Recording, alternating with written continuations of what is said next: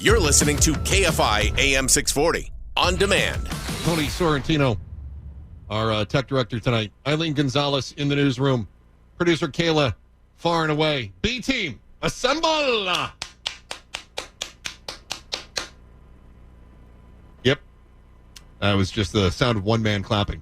So we're off to a banger of a start, gang. Well done. Glad to be with you, as always, and you catch me on Sunday afternoons. Or whenever Mo needs some time. And I always relish the opportunity to do that. So hope your week went well. Hope, your Friday's doing fine. One of the things we like to do on the weekend program is that we love to hear your voices. So we say, listen, if you're on the iHeartRadio app, you'll see the talkback button. Just click on that. Allows you to record us a message if you haven't done it before. Please, give it a shot tonight. And we always ask a question. So the question tonight, and this is based on stories we've got coming up here in about an hour. Do you use AI to cheat at work? Do you use AI to cheat at work? That's the question. Looking for your feedback. Go ahead and hit that talkback button on the iHeartRadio app and let us know. Do you use AI to cheat at work? Why or why not? So there it is. And then I will reveal that I am a cheating SOB. That's coming up tonight. Start with the shutdown. Looks like shutdown is going to continue maybe even another week. I was just seeing that the House has said that they're going to do district work all next week. And district work next week, according to Mike Johnson, means that the House is not going to be in session. Now, the budget proposals that are in front of the Senate all come down to them right now. However, the Democratic proposal hasn't been passed through the House. So if there are no votes for the Republican proposal and they have to do some compromises, it would have to go back to the House because all budget proposals have to start in the House and then make their way through the Senate. Doesn't mean they can't negotiate behind the doors and yada, yada, yada. But unless he calls everybody back midweek, it looks like we're going to be shut down next week. Well, and again, that is if the Democrats don't vote for the Republican proposal, we would be shut down next week. The other little piece about the House being shut down next week is this. There was a vacant seat. The gentleman from Arizona, Raul Grijalva, passed away this session. And there was a special election that was held, and his daughter won that election, Adelita Grijalva. She won that on September the 23rd. However, Mike Johnson has still not sworn her in. So it's been over a week. She won the election. She's waiting to be sworn in, but he's not doing it. Why?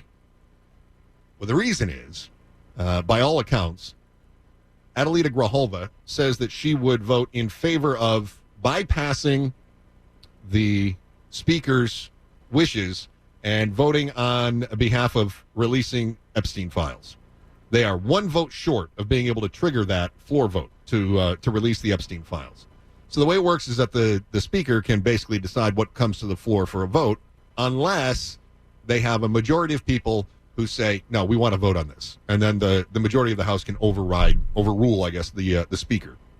So the proposal, which was authored by Thomas Massey, Republican from Kentucky, and Ro Khanna from California, is just waiting on one vote. She says she will absolutely vote to release the Epstein files. Mike Johnson says, no, we don't want to release those files. And so it would appear that that's the reason he's not swearing her in right now, so that those Epstein files don't get released. At least that's reading the tea leaves. Now, as far as the shutdown goes, like I said, that's probably going to continue. We know it's going to continue through the weekend. Expect it's probably going to continue next week. I don't think that the Democrats are going to vote with the Republicans. There's going to have to be a compromise. It's a dirty word for both parties now. Both parties say compromise is weakness. The Democrats are trying to show a spine, which they haven't for a long time. And so now they're like, hey, we're fighting. Even if that means shutting things down, we're fighting now. And so they're probably not going to vote in favor of the Republican proposal. There's going to have to be some horse trading going on, and that's just the way it is. Now, who's going to be impacted? Maybe you? Maybe? A couple of ways you could be impacted. One, if we start to see travel slow down. Now, TSA is still going to work. The air traffic controllers are still going to work. But if you are somebody that's living paycheck to paycheck, especially if you're TSA, they don't get paid a whole lot. So if you're living paycheck to paycheck or close to it, how many weeks can you go before you have to find something else? That's a big question on people's minds. I'm very concerned about this. I got a little vacay planned for the end of the month. Let's get this wrapped up here, people. Let's get it wrapped up. I don't like sitting in line. I don't like it at all. So let's figure something out. As far as who's to blame, normally and this is the way I see it this time too. Normally, the party that is in the minority that is stopping things gets the blame. In this case, that would be the Democrats. However, the rest of the country doesn't see it the same way I do. 30% of the country blame the Democrats. 23% say they're not really sure. 47% of the country say it is the fault of Trump and the Republicans in Congress. So expect that 23% is kind of blaming everybody. Democrats catching 30%, and nearly 50% of America says it's Trump and the Republicans. That doesn't bode well for them coming up on the election year, although we have short memories. We never hold it against the party when it comes to the election year. So that's the latest on that. As for layoffs, mass layoffs, we haven't seen them yet. Caroline Leavitt says, she's the House spokesperson, she says, no, we're probably going to cut aid to Portland. Oh, okay. So National Guard in Portland, but aid to Portland, that would be cut. We are seeing the impacts because the labor report did not come out today. Labor Department, evidently their computers are down too. They're on furlough, I guess. Or maybe the people that are doing it. It's one of those places that AI is probably going to replace people releasing reports. Who knows? In the meantime, if you're headed to the air show, not going to be quite as many planes in the sky. As a result of the government shutdown, this weekend's Pacific Air Show in Huntington Beach will be different because of the shutdown. Organizers say the U.S. military will not be able to participate in this year's event. A welcome ceremony that was supposed to take place today at Joint Forces Training Base in Los Alamitos has been canceled because of the shutdown. Ooh. However, the show will continue as scheduled tomorrow through Sunday. There will still be world-class domestic and international performances. These are the Thunderbirds. They will not be there. This year's show will feature the Canadian Forces. What? Not in my America. The Snowbirds and the Royal Air Force Falcons from the UK. Snowbirds? Is that like 80-year-old women who are on spending their winters down south? In the meantime, you got to be on alert. I don't know what's wrong with society, but you got to be on alert because now that we're shut down, somebody's going to try to take advantage of you. Scammers going to scam. Scammers are getting to work, taking advantage of the government shutdown and preying on the anxiety it causes. This is from NBCLA, by the way.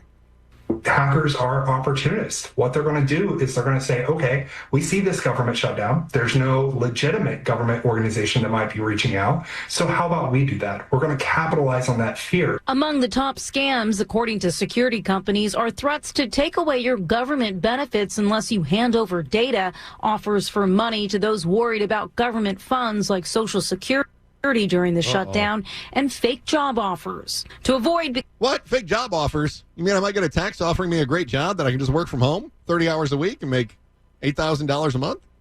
That would never happen. Becoming a target, security executive Michelle Dennedy says if an offer seems personal or unusual in any way, don't trust it. Slow down. Think about, does the DMV come to your home? No. Do they text me? No. Oh, they text me all the time. They tell me that my license is going to be suspended unless I send them Target gift cards. And I always do. Keep in mind, government agencies will not request personal information or demand payment over email, a phone call, or text. No, they do that every April. Even though they know how much I owe, they still make me do math. Stupid government. You know, I heard Eileen Gonzalez talking about the Chevron fire. It sounds like that fire is out. But how much is that going to cost the next time you want to drive somewhere? Oh, get ready. Get ready. No doubt gas prices are going up because of it. How much? That's next. Chris Merrill in from O'Kelly tonight. You're listening to KFI AM 640 on demand. Chris Merrill in from O tonight. Pleasure having you. Eileen Gonzalez in the newsroom. We'll get an update from her here in about 8 minutes. And Tony is keeping me on the air tonight, which I always appreciate because without Tony, I wouldn't have a job, if we're being straight. Here's the question. If you're on the iHeartRadio app, just hit that talkback button on the app. Question is, do you use AI to cheat at work? I have been reading so much about AI and how you have to get to know how to use it. If you're not using it, you're falling behind. You know, you've got to do this, got to do it, got to do it. But we also get a lot of notes from the company that are like, you know, don't use AI to make parody songs. Don't use AI to voice fake commercials. You know, like you do for bits or whatever. It's like, don't use it, don't use it, don't use it. You can use it for very specific things. So like our sales staff might use it to try to, you know, write proposals faster, more creative, different versions, that kind of thing. So I have been tinkering with it a little bit this week to try to do some synopses of stories and stuff like that. So I've been cheating a little bit. And honestly, I don't know that I'm saving any time. And I am noticing something about how my brain is working differently. We'll talk more about that coming up here at 8 o'clock. So I'm curious if you're using AI at work. My wife uses it quite a bit. She does a lot of proposals and contracts and things like that. So she's been using it. But she also warned me, you have to double check everything because she has run into phantom sources many times. So got to be careful with it. We're still in the infancy. That's our question. If you're on the iHeartRadio app, do you use AI to cheat at work? Eileen was talking about the fire, the massive explosion in the refinery fire in El Segundo. And it sounds like that is out, according to ABC7. A fire at the Chevron Refinery in El Segundo Thursday night, sending a glow across Southern California, seen 4 miles. This was the view from Griffith Observatory. I can't see it. It's radio. This video taken at Dockweiler State Beach. And in the surrounding communities of El Segundo and Manhattan Beach, residents told to stay indoors. Had concussion to it. It almost like an earthquake. I was looking north, and I still saw glows from the light. Turned around, looked south, and you could just see the flames just going up. It's like being in Gaza. Probably 200, 300 feet in the sky. It was crazy. This one did feel good because it's closer to home, so yeah, it was definitely a little nerve-wracking. Hey, we should probably get further away from this. Yeah, you should probably get further. Listen, here's what I know about things that go boom. You're going to want to move away. I have lots of friends growing up in a very rural area that got too close to booms, and they're missing fingers. I mean, 4th of July is fun, but I learned some lessons from their mistakes. Because it could get bigger. I was just, hoping for the best and ride whatever wave that comes. That is the most California thing I've ever heard in my life. Yeah. Say that one more time. Hoping for the best and ride whatever wave that comes. Bro. God bless you. You're amazing. You're really great. Here's what I know about anything that has to do with a refinery. It costs you at the pump. Yeah, it always does. I have a pet peeve. I have many pet peeves. I'm a very cranky old middle-aged man. The deal with the refineries is that, they shut down every year to do maintenance, right? And then they shut down again to switch blends. And every time they shut down, our gas prices go up. And they go, why are gas prices going up? They say, well, they had planned maintenance. And I always think to myself, if this were any other business in the world, if you had to plan a shutdown, you would plan accordingly. You would increase your supply. You would prepare for it. To quote Game of Thrones, winter is coming, and you get ready. Nope, not refineries. Although I think they do. Because it's not like we ever run out of gas when there's a refinery that's undergoing maintenance. They just jack the prices up, right? And they go, wow, that's maintenance. What are you going to do? You had to jack the prices up. Okay. Well, if I have to get maintenance on my car, I make arrangements so I can still get to work, right? If you have to do maintenance on your refinery, you make arrangements so that your customers are still getting their fuel. Nope. That's not how they do it. And again, I don't know if it's conspiracy theory. I don't believe them when they say, well, it's refinery maintenance. We had to raise the prices 15 cents. Why? Well, maintenance. Yeah, but what does your maintenance have to do with raising prices? Well, I mean, it was maintenance. Stop it. You're just saying maintenance. Derek Galvan fueled up 2 generators and a gas can ahead of a packed weekend for his Smashburger food truck business. Ooh. Go on, ABC7. Tell me more about these smash burgers. Yeah, I'm burning through a ton of fuels. News of the Chevron refinery explosion in El Segundo and its impact on gas prices has him bracing for another hit to his bottom line. It's a big deal to me, so the little things add up, especially when you're going through as many hundreds of gallons as I go through every day. Yeah, not only that, but he does smash burgers. Have you seen the price of beef lately? That poor guy. His margins are just about nothing, I bet. The refinery produces about 20% of California's gasoline and 40% of its jet fuel. According to a statement released by Chevron, the fire was contained to a southeast corner of the refinery unit. Still, it raises questions about how much drivers could be paying at the pump. Yeah, how much? This particular refinery, anytime it shuts down, it impacts prices all along the western coast of the United States and even into places like Vancouver, British Columbia, other aspects in Canada. Matt McLean with GasBuddy.com says early estimates had the price per gallon jumping 30 to 90 cents per gallon. What? No.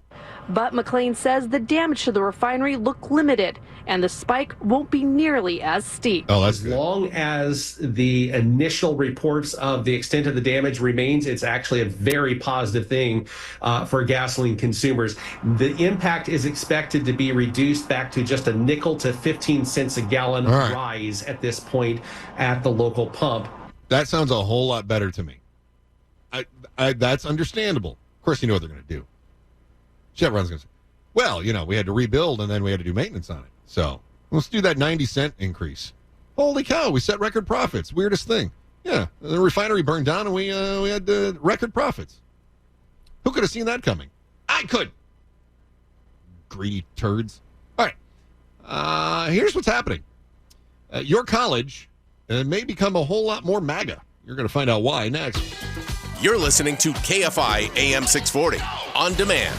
You can listen anytime on demand to the iHeart Radio app. There's a new proposal from the Trump administration. It's going to give colleges certain funding advantages if they adopt conservative priorities. Now, they say they're not going to withhold any funding, but that they will prioritize funding for schools that adhere to President Trump's ideological, what did they say? Hang on, I got to get the exact phrasing here. The wide-ranging Trump's ideological priorities. There we go. Colleges need to come into compliance with Trump's ideological priorities. This is another one of those situations that's going to backfire as soon as there's a Democrat in office. Remember, once you open Pandora's box, you can't close it again. So everything that Trump is doing is setting a precedent, and once you have President AOC, which would be an absolute nightmare for MAGA, and honestly, I wouldn't be a big fan of that either, then wants to stop her from saying she's going to do the same stuff he did, right? So got to be a little careful with this stuff. There it is. Got to be a little cautious, but just the same. Ideological priorities, including prohibiting consideration of factors such as gender, race, or political views from being considered for admission, scholarships, or programming. The pledge would also freeze tuition for 5 years, give free tuition to students that are pursuing hard science programs at schools with endowments exceeding $2 million per undergraduate, and then refund tuition to undergraduates who drop out during their first term. So, no incentive to finish up that term. Maintain institutional neutrality at all levels, ensuring university employees abstain from political speech. I don't think that's constitutional. I don't think that you can mandate that government employees not participate in political speech. Pretty sure that's a settled issue. The other concern, of course, is that if you're maintaining institutional neutrality, what does that mean? Who is the arbiter of what is neutral, right? And again, remember what happens when AOC steps in, right? There's been a lot of conversation since the atrocious murder of Charlie Kirk. What happens when she says that hosting Charlie Kirk is sponsoring non-neutral speech?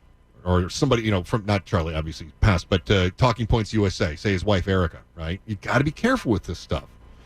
Trump's pledge also says cap international enrollment at 15% of a college's undergraduate student body, no more than 5% coming from a single country, which means Korean, Chinese students, many of the Asian students who are coming to the United States for their education and then entering into the workforce in the United States. That would be, we would sort of turn off the tap of the foreign workforce and then publicly post average earnings for graduates in every discipline. I actually support that one. I think that's a good idea.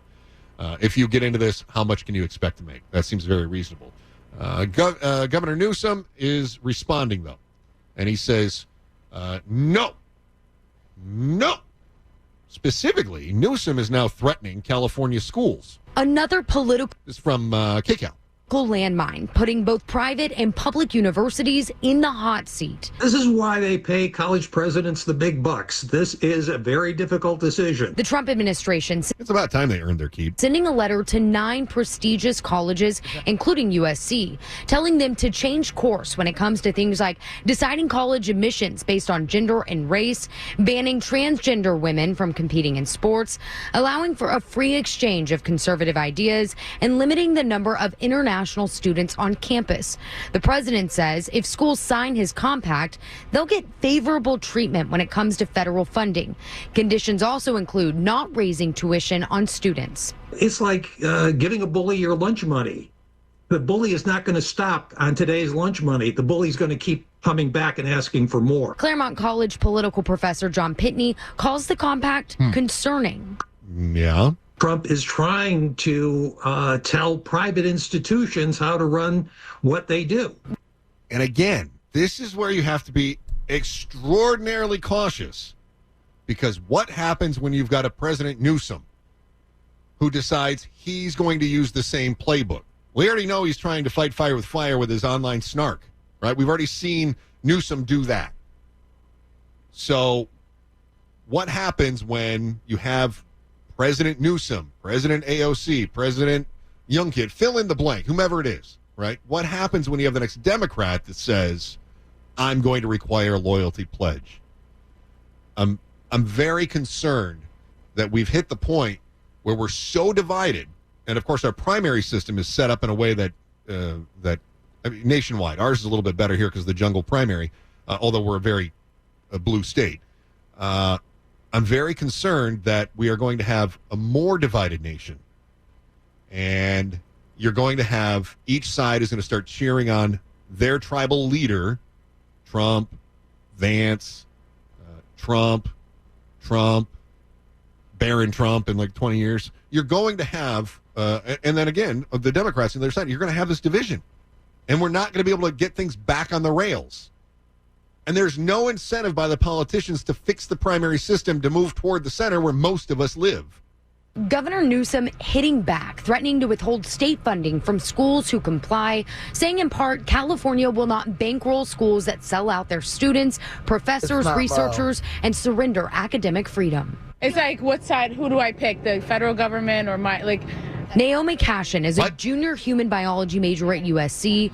She already lost one campus job because of the president's previous federal funding cuts. It's just an abuse of power, and it really affects our way of life negatively. Despite USC being a private university, they receive state funding in the form of Cal grants. Experts say how much is withheld by Newsom if they side with Trump will depend on individual schools. All right. Hunter Sowards, KCAL News. KCAL, there you go. Thank you so much. Appreciate it.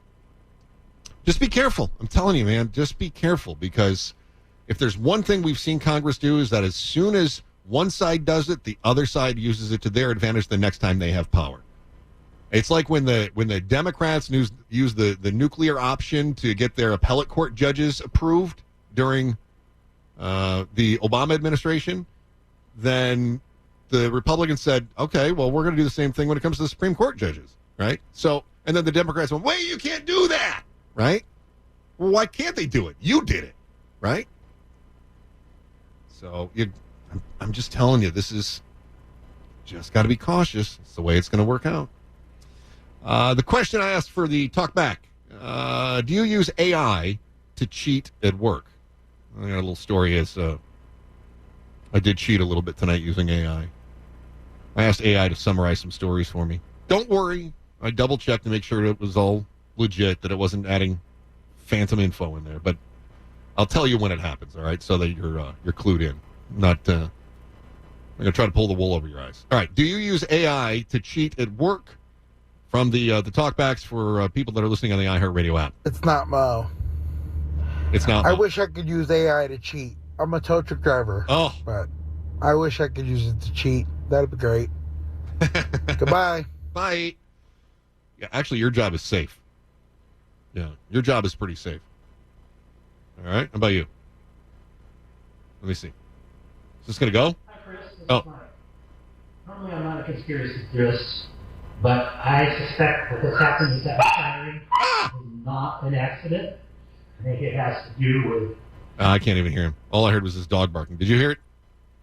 Yeah, I didn't hear it. All right, we'll get more of your thoughts here on the talkback. Do you use AI to cheat at work? Why or why not? And if you can't, I'd love to hear that too. It's a wild kingdom. It's their world. We just live in it.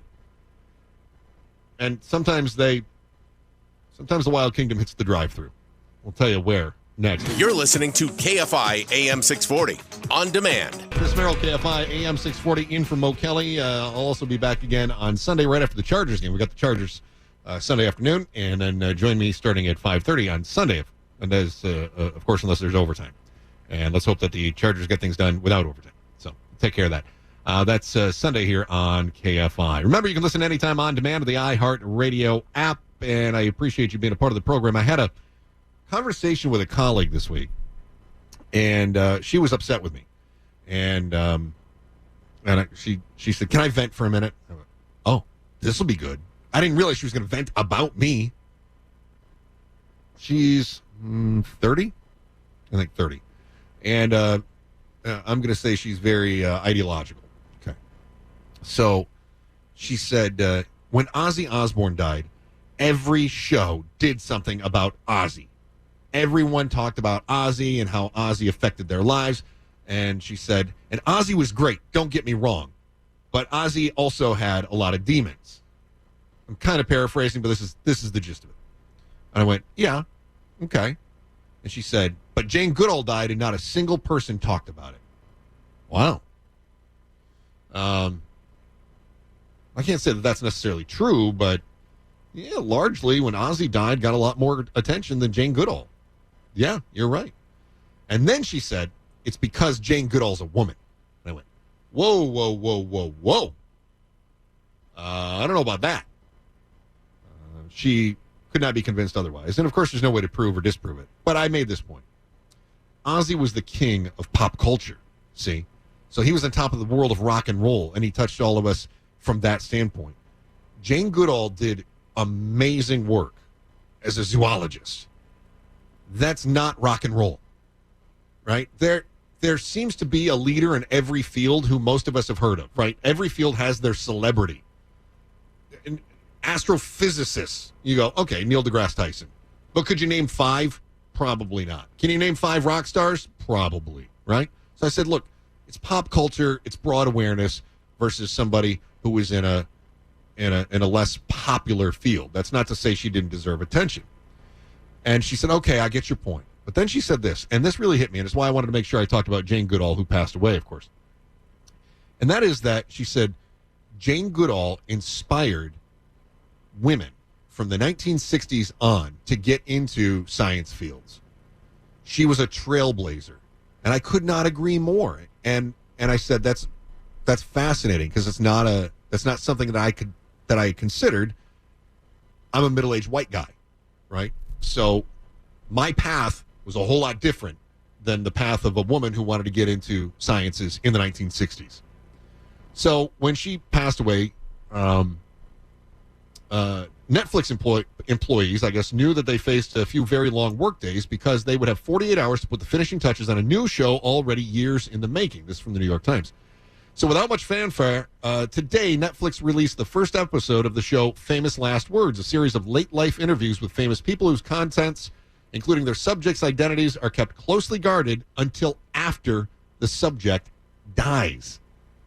So they talked with all of these people, and they said, when you die, what do you want for people to remember you by? It's like a living obituary. What a fascinating concept. And also, they obviously didn't do it for Robert Redford. So, yeah. Anyway, credit to Jane Goodall, because she was an inspiration. And then I also pointed out to this 30-year-old because, I have a brand that is a kind, fatherly-like voice in the office with a slight streak of misogyny. And I said, and let's remember, she was also a babe. And actually, this 30-something ideological coworker of mine, she agreed. She said, yeah, you're right. She was a babe. All right, cool. So Jane Goodall, zoologist, friend of chimpanzees. Her favorite animal, by the way, not chimpanzees, dogs. Yeah. Meanwhile, if you were at an In-N-Out burger, there's a chance when you ordered something animal style. No, I feel like that joke is too easy. All right, here's the deal. You've heard of snakes on a plane? How about snakes on a drive-thru? This strange tale began when an In-N-Out employee in Monrovia found this slithering surprise in the drive-thru line. The employee then turned the 3.6-pound, 4-foot-long python over to the Pasadena Humane Society. It's a very curious set of circumstances. Monday late afternoon, we had somebody who brought in a stray python, claimed that they found it at an In-N-Out drive-thru in Monrovia. The folks at the Humane Society say the animal was well taken care of, and so it was likely someone's pet. If the I'm guessing it was eating French fries. owner does not come forward. Well, sure enough, the owner spotted a report Wednesday morning and contacted the Pasadena Humane Society. I was at work. I'm a barber, and I cut hair at a barbershop in Redlands. She's not going to be replaced by AI. And in our shop, we have 2 TVs. I was cutting clients' hair, and I heard the snake, whatever, was lost. So I look up, and immediately I'm like, that's my snake. Could you recognize your snake if it showed up on TV? Yeah, I mean, I don't know. I guess if it's your pet. But look, if you've got a golden retriever and a golden retriever shows up on TV, would you know for sure if it was yours or not? They kind of look alike. And Ooh, that's doggist. I tell the client, and he looks at me kind of crazy, and I'm like, no, I swear that's my snake. Come to It's my snake. So do you finish cutting the hair? What do you do? To find out, the owners who live in San Bernardino had posted online about their beloved python, San named Bernardino? Henny, escaping from her cage back on August 11th. On August 11th, we were outside doing yard work and stuff, and my boyfriend actually tripped over something, and he landed on her cage, and the screen pushed, but we thought we fixed it when we went inside, and apparently he didn't. They've been looking for their family pet for weeks, and now they finally have Henny back home safe and sound. Oh, that's nice. We're happy. As for the big question on everyone's mind, how did Henny get all the way from San Bernardino to Monrovia? And why did he go to In-N-Out? I have no idea. I wish he could talk so we could find out. All right. Thank you, KTLA. I appreciate the report. Appreciate the update. The drive-through python has been found. All right, I've got more of your talkbacks. The question tonight, if you are on the iHeart app, feel free to hit that talkback button and answer the question. Do you use AI to cheat at work? Why or why not? Maybe you've got a job that doesn't use it. Maybe you've been told you can't. Maybe you use it because you've been told you have to. For some people. Love to hear if you're using it, how you're using it, why or why not. That is next. And we'll talk about whether or not this AI is a total bubble. It's starting to feel a little overhyped. It's felt a little overhyped for a while. That's next. Chris Maryland from O'Kelly tonight, KFI AM 640. We're live everywhere on the iHeart Radio app. KFI AM 640. On demand.